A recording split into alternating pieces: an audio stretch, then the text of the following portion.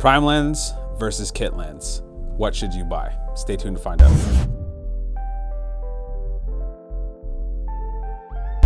So you're looking at buying your first camera and you have no idea what to do when it comes to lenses. Just go with a kit lens that comes with the camera, or spend a little extra dough and get yourself a nice cinematic prime lens. Well, it depends. There's a number of pros and cons to both. So we'll jump into that. Kit lens, we'll start with that because it's like the most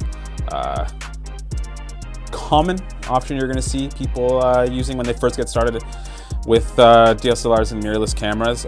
Reason being, it's cheaper.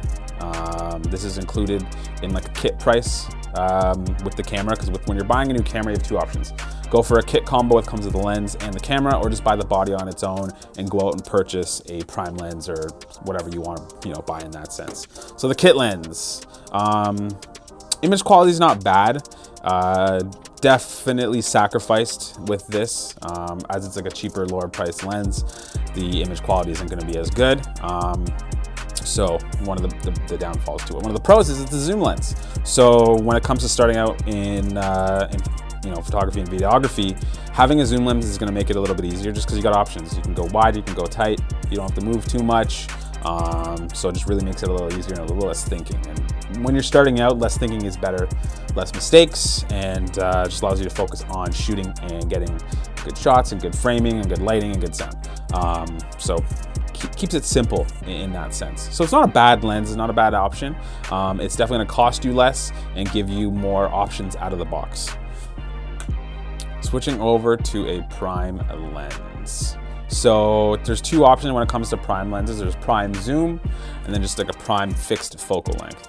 So a prime fixed focal length just gives you the full range of aperture from anywhere from 1.4 or 2.8, kind of in that ballpark, all the way up to 22, sort of your standard there. One of the nice things about this is that with a prime lens that is a fixed focal length, you get a better image quality out of it, because they don't have to worry about zooming and having like the different elements on the inside moving and maintaining quality and not getting weird barreling and all these different technical terms we can throw around for images. It just makes it simple.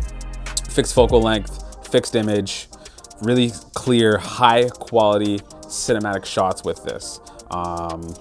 So it's great. The only problem is this costs more. This lens itself is a Sigma 1.4 for an ASPC sensor, so your crop sensor. It's about $600-700. And for some people, that might cost as much as the camera body itself. So that's one of the downfalls to a prime lens. And it gets even more expensive when we step into the prime zoom area of things. Having a fixed focal length for zoom, just in terms of the technology involved, costs a lot more. Now you get an amazing image quality, so got to look at it from that perspective of how much use you're gonna get, where you are in your career as a videographer and photographer, and all that kind of good stuff. So what we're gonna do now is jump in and actually show you some footage, so you actually get to see what I'm talking about. So first things first, we'll show you the kit lens. I have this nice little bicycle sitting in front of me here. I was sitting outside of our office. I thought I'd go use as an example.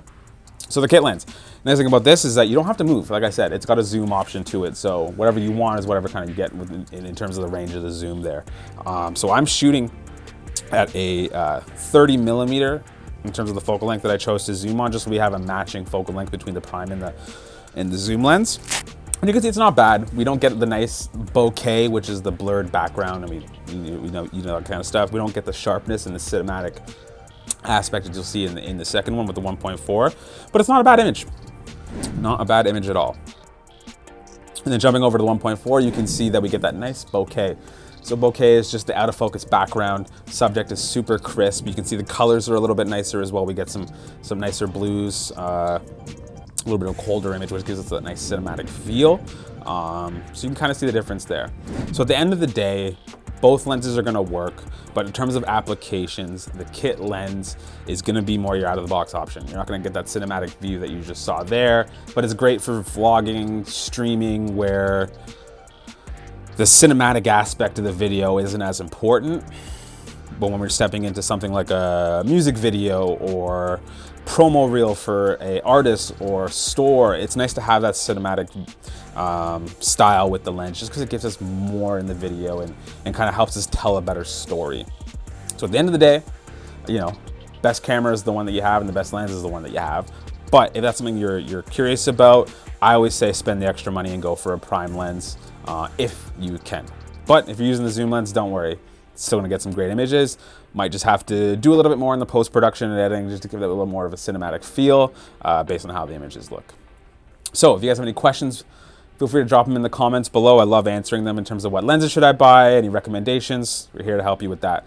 So that's Nick from FTGU Media, and I'll see you guys soon.